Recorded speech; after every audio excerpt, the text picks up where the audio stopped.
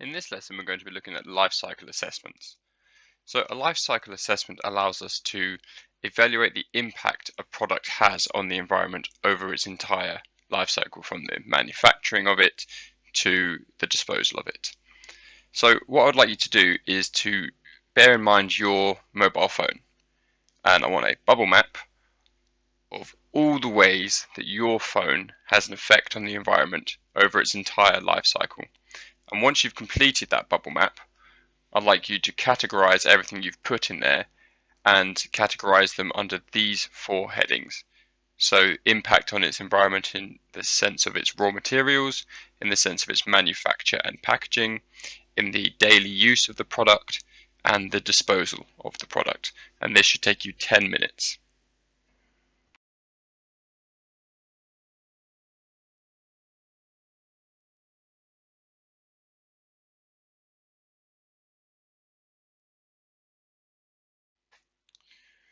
So for my bubble map, so I'm going to have my phone there in the center. Things that we need to consider: the materials used, the raw materials. So things that make up a phone. So we definitely have metals. We definitely have rare elements. There are some elements that are very, very difficult to obtain, very, very rare, very low abundance, but they are crucial for making things like the battery and the touchscreen. We need to consider perhaps charging it. We need to consider what happens at the end of its life. Is it does it go to landfill? Is it reused, or is it recycled? We need to consider the transport. So where was it made? They're not going to be made locally. I mean, I've got a Samsung, obviously, made in Korea. That's going to cost money. It's going to use fossil fuels for that to be shipped over to here. You can look at the manufacturing process.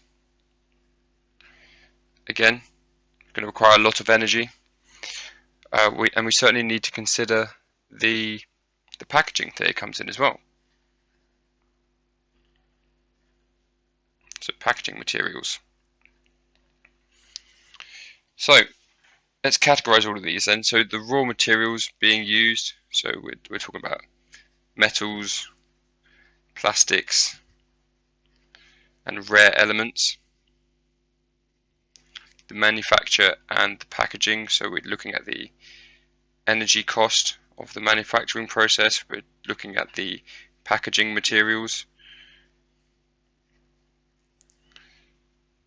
most likely going to be plastics, perhaps paper-based. The product use, so electricity from charging, which obviously is going to have CO2 emissions associated with it. And disposal, is it going to landfill? Is it being reused?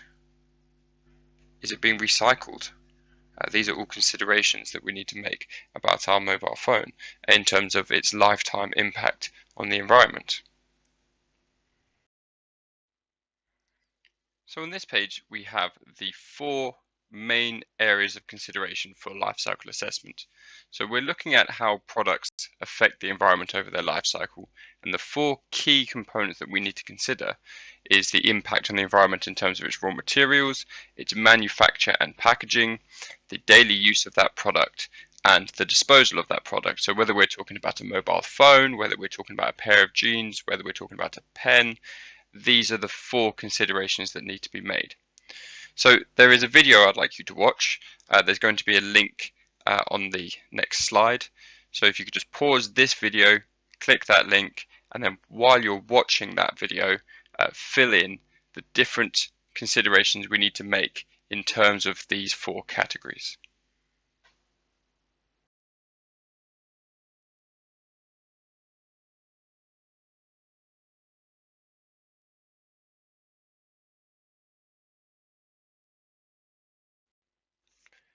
So some of the things we should have picked up from the video. So in terms of our raw materials, we have the damage to the environment when extracting materials. We have the energy costs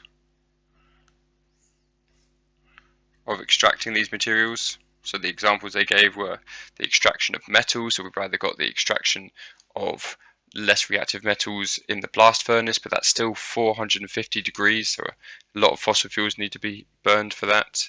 Lots of CO2 emissions. You've got electrolysis of more reactive metals. Again, that has nearly 1,000 degrees centigrade and nearly 150,000 amps worth of energy.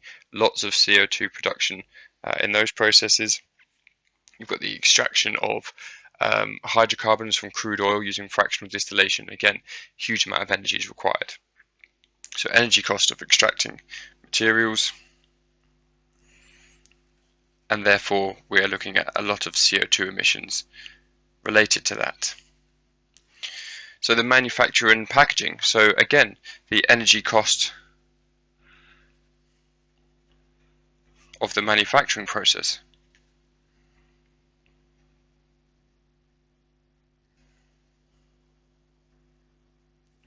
And again, we need to consider the CO2 emissions associated with that.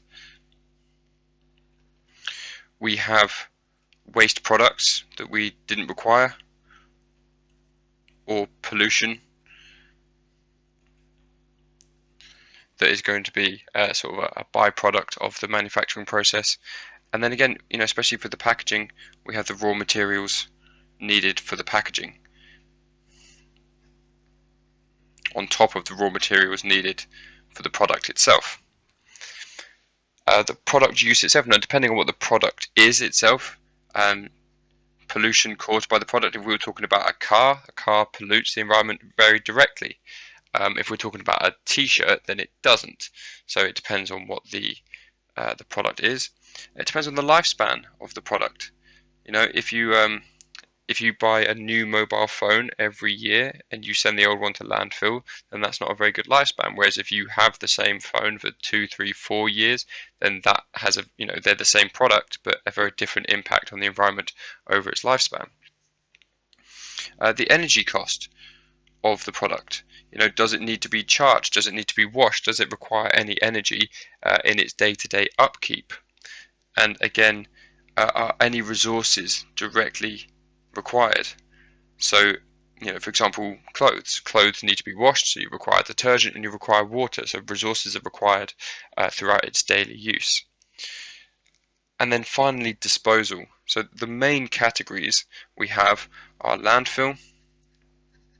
And again, we need to consider space and pollution of the local area. We need to consider incineration, which we only tend to use for organic things, so things like paper, things like cotton t-shirts and things like that. So sort of organic materials can be incinerated, but again, there's pollution associated with that, harmful gases being released into the atmosphere. But ultimately, the best disposal method in terms of impact on the environment is to reuse. That is the absolute best disposal method. Failing that, not as good but still quite good, is recycling, because obviously recycling requires energy and transport costs, but it's better than reverting all the way back to the first stage of obtaining your raw materials. If you recycle a product, then actually you can cut out this first section altogether and you can just go back to the manufacture and packaging and the product use. So that would obviously, it's not perfect, but it does reduce the impact on the environment, whereas reuse, you are able to cut out the first two sections. If you reuse a product, then you are able to just go straight back into product use rather than having to go back through raw materials and manufacture and packaging.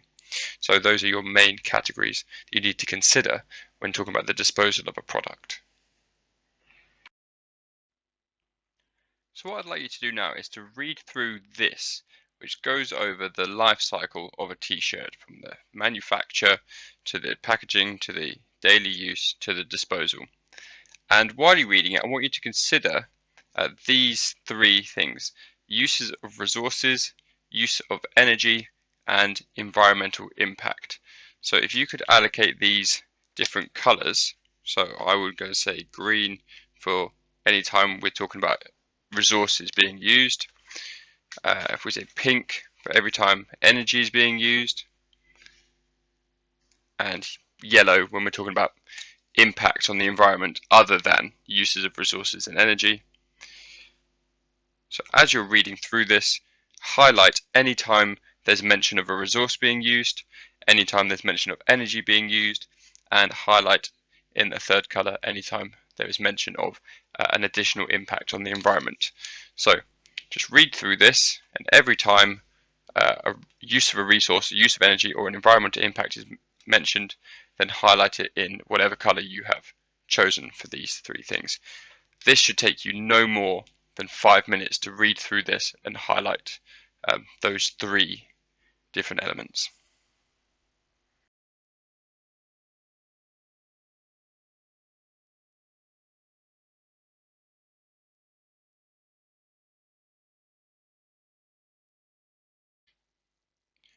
So reading through this, the things I picked up on were the production of the cotton requiring 700 gallons of water, 22 pounds of fertilizers, pounds of pesticides, 1.2 pounds of fossil fuels per shirt. So these are resources that are being used.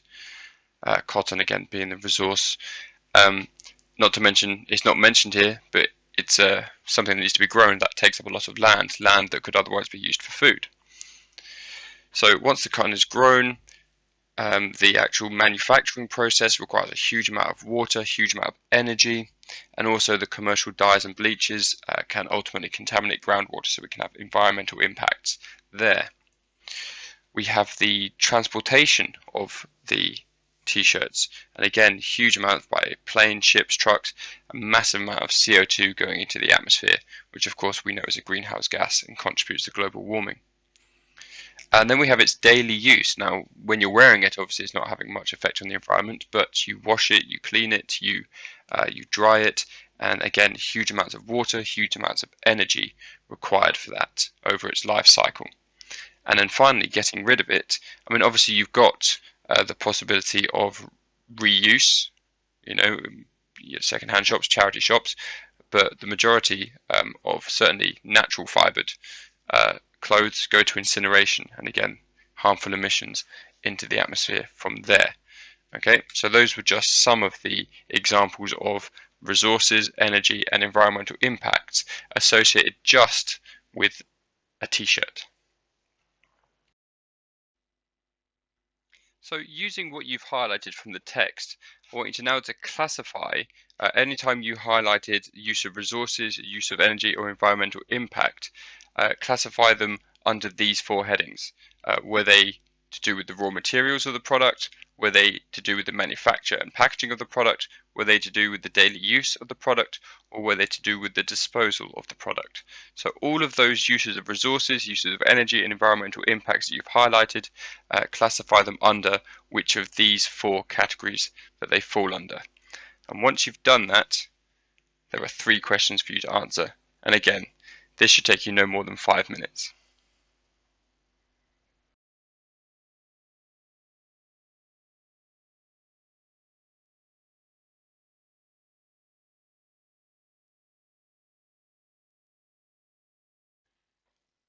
So let's try and take some of what we highlighted on the previous page and organize it under the 4 headings, under raw materials, manufacture, product use, disposal. So raw materials, so we have water, we have pesticides. What else did we have on the other side? Fertilizers and fossil fuels.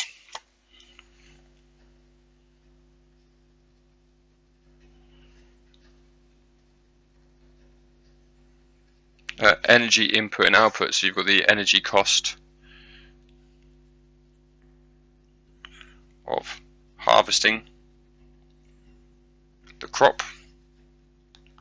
Environmental impact, you've got use of arable land, so land that's good for growing crops. but instead using it for cotton rather than food.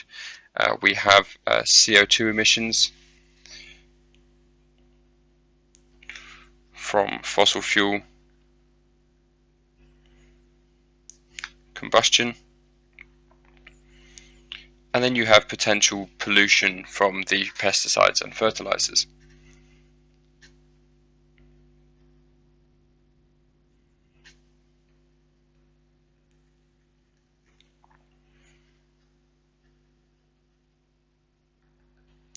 So the manufacture and packaging. So we had the transport costs. So let's see, what did I have under? So the harvesting. So the manufactures a huge amounts of water and energy. So water, energy. So energy cost of the manufacturing process. You know, the packaging, most likely going to be plastic packaging.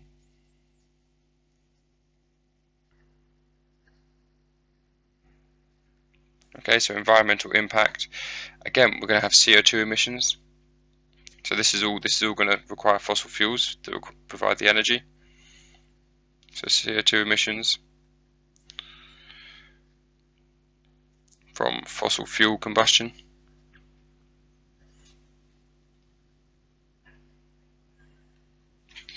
So product use. So resources being used there. So we definitely had a lot of water, and I'm going to put in detergent as well for when it's being washed. Energy use. So we have the energy cost of washing and drying.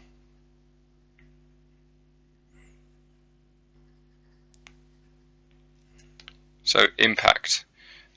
So again, it's going to be CO2 emissions. So again, all of this is going to be powered by fossil fuel combustion in order to obtain the electricity required to run the washing machine and the dryer.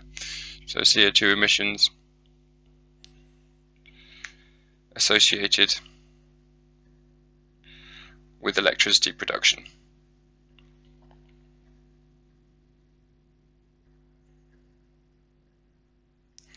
And finally, disposal. So resources weren't really relevant, and energy is not really relevant here. But environmental impact is we had harmful gases, didn't we? From incineration.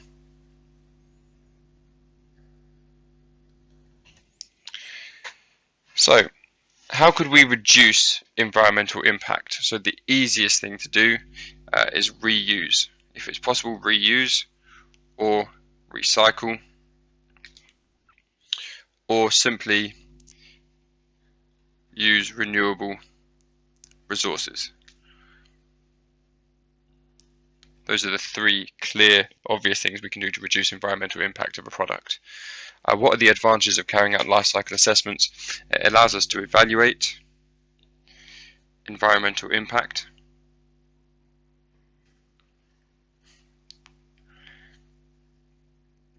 and improve environmental impact.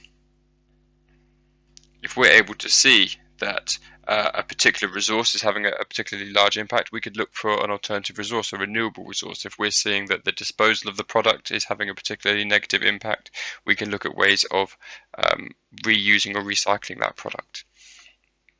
What are the disadvantages of carrying out a life cycle assessment? Is it could make a product less appealing. Also could damage the image or the brand of a product if you start to see it in that sort of negative light in terms of its actual environmental impact across its life. So here is a typical exam question that they're going to ask for this topic, where they're going to give you some information. They're going to ask you to evaluate that information. So we have a statement. A company stated that a life cycle assessment shows that using plastic bags has less environmental impact than using paper bags. Evaluate this statement using your knowledge and information from table 1. So we need to make sure that we're using the information they've given us, but we're also supplementing it with our own knowledge. And if we're going to evaluate, and the fact that it's worth 6 marks means we may need to make a judgment at the end. Do we agree or do we disagree with this statement? So to structure our answer, we've already got the table. So all we need to do is look at each category of the information and work down our answer from there. So in red pen, I'm going to put information from the table, and then in black pen, I'm going to add our own knowledge, and then in blue pen at the end, I'm going to give our judgment, so that you can clearly see the 3 different things you're going to have to do in this question. So the plastic bag is made from crude oil or natural gas, and the paper bag is made from wood. So that's my first statement. Plastic is made from crude oil,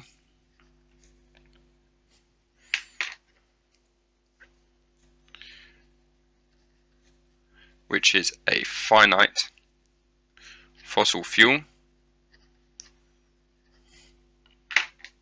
Actually, crude oil or natural gas, they're both finite fossil fuels.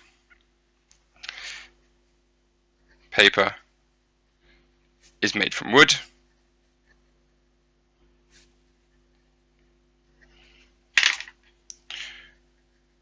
which is renewable and won't run out. So again, in red, information given directly from the table. In black, our own knowledge, our own understanding. So the next one, the energy used in megajoules. So the paper bag uses more than the plastic bag. Okay, so paper bags require more energy than plastic. Therefore, greater environmental impact.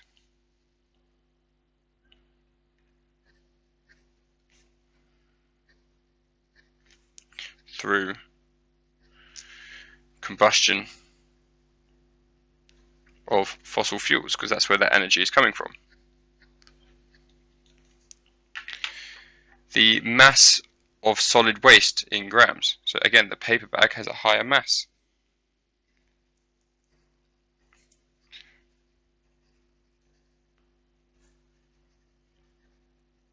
They have a higher mass of waste. And then I'm going to actually quote it. I'm going to say 50 compared to 14 grams. So mass of CO2 produced. So again, we're making a direct comparison. The paper bag produces more. Paper bags produce more CO2, 0.53 kilograms compared to 0.23 kilograms. So again, we've quoted data from the table to back up what we're saying. And finally, paper bags use more water. And again, you've got to remember that water is a resource, and it's a very valuable resource. So I know we take for granted in this country, but globally it's a very valuable resource, and the paper bags use significantly more. So 4,520 decimeters cubed compared to 255 decimeters cubed. So finally, we need to make our judgment. So let's look at it here. So plastic. This is a negative, the crude oil being a finite resource, so that's a negative for plastic. Being renewable is a positive for paper. Paper bags requiring more energy than plastic is a negative for paper and a positive for plastic. The paper bags having a higher mass of waste is a negative for paper and a positive for plastic. the paper bags producing more CO2 is a negative for paper and a positive for plastic, and paper bags using more water is a negative for paper and a positive for plastic. So just going to finish this off with, therefore, I agree that plastic bags have a lower environmental impact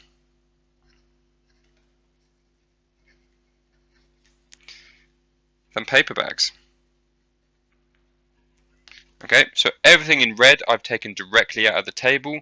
Everything in black is just our own knowledge that we've added to it. Where possible, I've tried to make a comparison rather than just saying things like the plastic bag produces 14 grams of solid waste and the paper bag produces 50. I've made the comparison. I've said that the paper bag produces more, and then I've used the values to back that up. I've stated that the paper bag produces more CO2, and then I've quoted the values to back that up. Okay, so that's what you need to do. You need to use the information from the table. You need to use your own knowledge. If you've got data that will back up what you're saying, then use it. And if it's worth 6 marks, you must end with a judgment. What do you think? Which one do you think is best? Or do you agree with the statement given? Just whatever the context of the question is. But if you want those 6 marks, you need to give a judgment at the end. So what I'd like to do now is to answer these exam questions. So these are some sample exam questions from this topic that you are likely to find in your GCSE. And you'll notice that a lot of them are evaluate questions, where they're asking you to evaluate a table of data to compare two different resources. So if you can just remember what we spoke about in the example that we went through, we need to compare both resources directly using the information available. We also need to use our own knowledge, so not just regurgitating the information in the table, but also supplementing that with our own knowledge. And remember, if it's worth 6 marks, then they almost always want you to come up with a judgment at the end. So a statement at the end that says, therefore, I think ... is the best. Okay, if it's worth 4 marks, then it's usually just a direct comparison between the two categories, or the 3 categories, whatever they've given you. But if it's 6 marks, then it's almost guaranteed that they'll want a judgment at the end saying which one you therefore think is best. So work through these exam questions. That should take you no more than 20 minutes.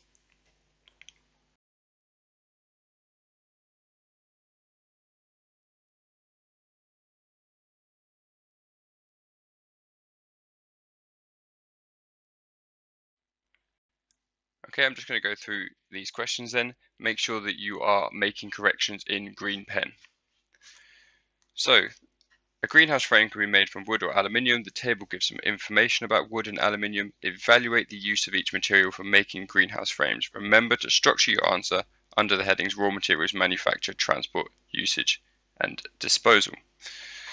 So, when you're given a question like this, you can use the table provided to structure your answer. So we've got 2 things to compare, and we've basically got 4 things we can talk about. We can compare the raw materials, we can compare the mass of the frame, we can compare its useful lifetime, and we can compare what happens to it at the end of its useful life. So we've already got the structure of our answer, and all we need to do is sort of supplement that with our own knowledge. So we'll talk about the raw materials. So, direct comparison, wood is renewable and aluminium is non-renewable. And then in black pen I'm going to add our own knowledge. So we've made our direct comparison, so we've gone across, wood is renewable, aluminium is non-renewable, but at this moment all we've done is told them what they already told us. So we're going to add, therefore, wood won't run out. Or you could say aluminium will run out.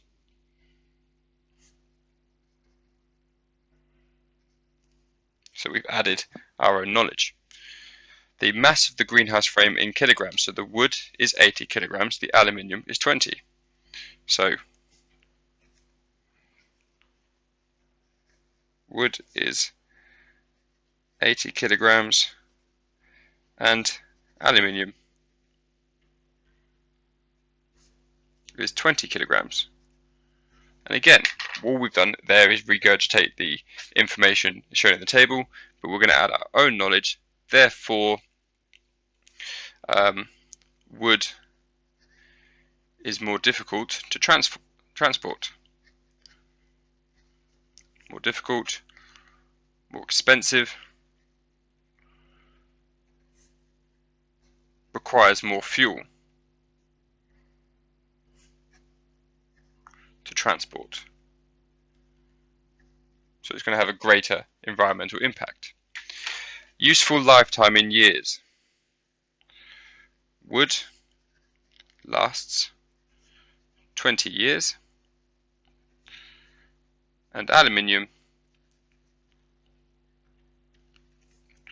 lasts 50 years. Therefore, wood needs to be replaced sooner, which means for the same amount of time, basically, you would need 2 wooden frames for every 1 aluminium frame you bought. So that's going to be more raw materials, more manufacturing, and therefore a greater environmental impact. At the end of their useful life, so I'm just going to say both can be used for other purposes after their useful life, because the wood can be chopped up and used as fuel and the aluminium can be recycled. But I'm just going to add in, however, aluminium can be recycled multiple times.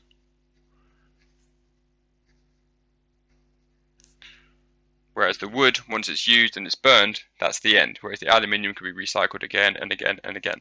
So all we've done here is use the information given to us in the table. So everything I've written in red is just information that's been taken directly out of this table, and everything I've put in black is using our knowledge to explain the impact that has on the environment. So wood being renewable and aluminium is non-renewable is not telling you the impact on the environment. You have to state that means the wood won't run out, but the aluminium will, because the aluminium is a finite resource. The wood weighs more than the aluminium, so it would be more difficult, more expensive, require more fuel to transport it. And again, you're stating what the impact that has on the environment.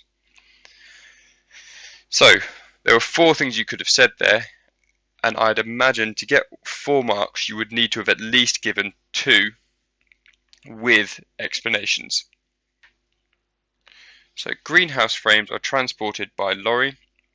The lorry used can carry a maximum load of 12 tons. Calculate the largest number of wooden greenhouse frames which could be transported by the lorry.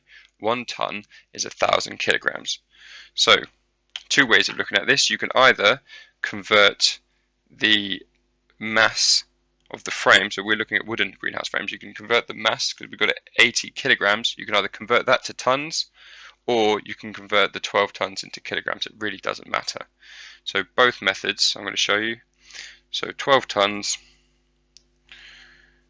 is equal to 12,000 kilograms. So 12,000 divided by 80 equals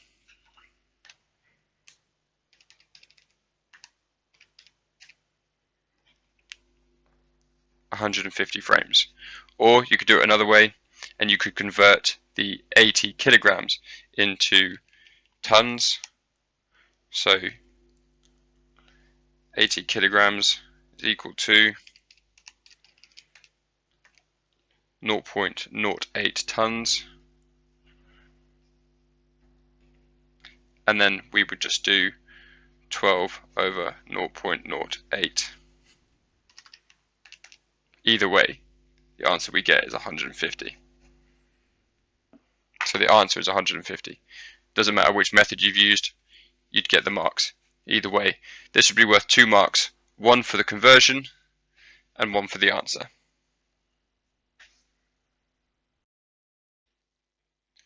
So this question, it's more sustainable to make greenhouse frames out of recycled aluminium than from aluminium ore. Give 2 reasons why. So number 1, aluminium ore is a finite resource.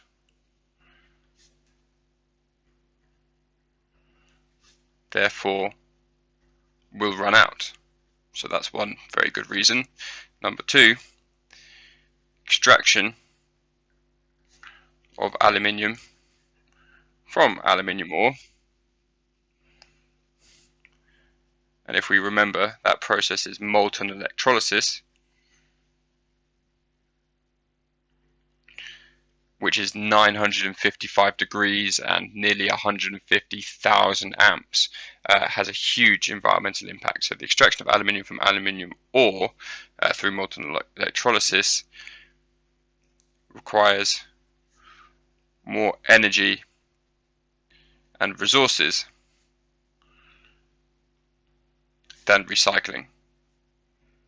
Now, recycling does require energy. Obviously, you've also got the transport costs and you've got the actual energy costs of the process, but they are still much, much lower than the energy and resource costs of the molten electrolysis to get the aluminium from the ore in the first place. So those are the 2 different things you could have said. So the next question, greenhouse windows can be made from glass or from polymers. The table gives the information about glass and polymer. Evaluate the use of each material for making greenhouse windows. So we'll go with glass first. So glass has a higher density than the polymer. So therefore the greenhouse will be heavier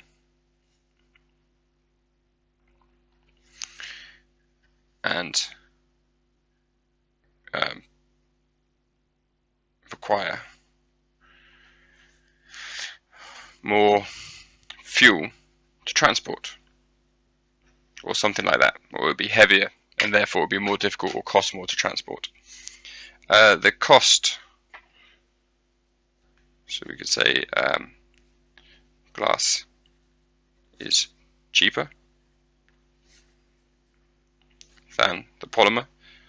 Now notice how I'm not just quoting the data. If I just said glass costs £20 per meter squared and polymers cost £28 per meter squared, make the comparison. The glass is cheaper. The glass is more dense. The effect of sunlight. So the glass, there's no effect of sunlight, whereas the polymer discolors over time. So the glass doesn't discolor, therefore won't need to be replaced.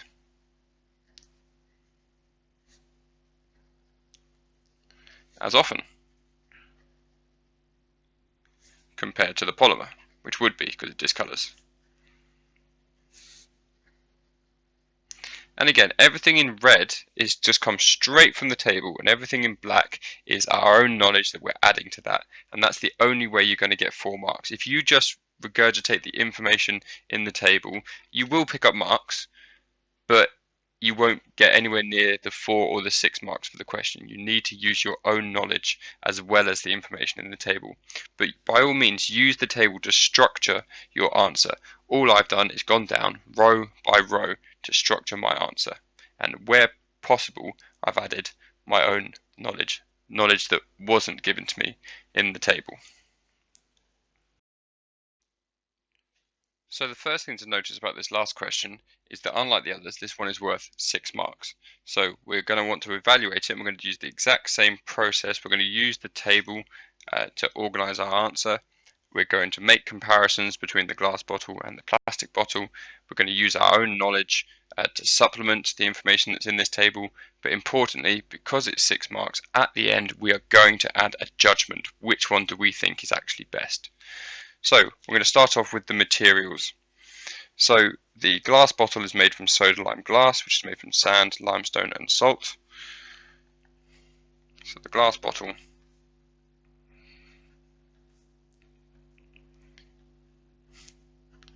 is made from sand, limestone and salt, which are all abundant resources. We're basically saying sand, chalk and salt. These are all very abundant resources in the Earth's crust, whereas plastic is made from crude oil,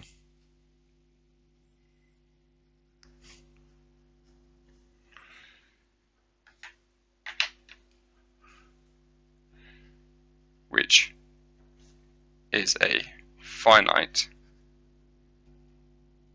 fossil fuel.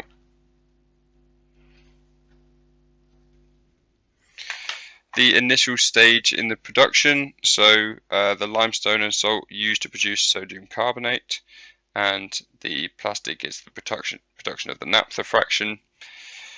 The maximum temperature in the process, so if we go for that, so the glass has a higher temperature during production, therefore more energy is required. The number of times a bottle can be used for milk, so the glass bottle can be reused 25 times and plastic only once. Therefore, more resources are needed for the plastic bottle. Because if you wanted to use it 25 times, you'd be using the same raw materials. Whereas if you want to use a plastic bottle 25 times, you've got to make 25 new plastic bottles, significantly more raw materials. The sizes of the bottles. So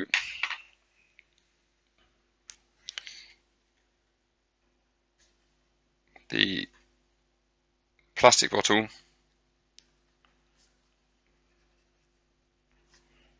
are available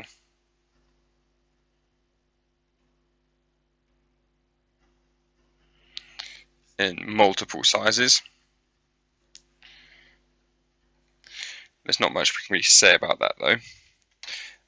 However, in terms of percentage of recycled materials, we can definitely say that the glass uses a higher percentage of recycled materials. And again, we can add our own knowledge there, therefore fewer raw materials are needed.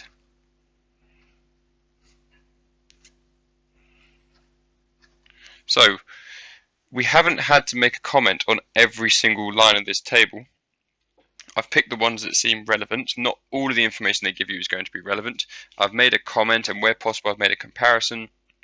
I've added our own knowledge wherever possible, but it's really important that right at the end you finish off with therefore, I think that, and then let's look at our balance. So we said that over here the glass was better because it uses abundant resources, whereas the plastic uses fossil fuels. So we went for glass here, but the glass has a higher production temperature. So here it's not glass, is it? It would be plastic that's better. But the glass can be reused 25 times, so that makes the glass better. The plastic bottles were available in multiple sizes, so that's bad for glass, so it's 2 for 2. But the glass uses a higher percentage of recycled material. So it is, I mean, there's no right or wrong answer here, as long as you can justify with what you've said. So, from what I've written, I've got 3 positives for glass, but only 2 for plastic. So you could argue for either one. In this case, I'm going to go for glass. I think that glass is therefore the most suitable material. And you don't need to say anything else because you've already explained why. You've made your argument and now you are just summarizing which one you think is the best. Now, if it's worth 6 marks and it's an evaluate question, make sure you finish with a judgment.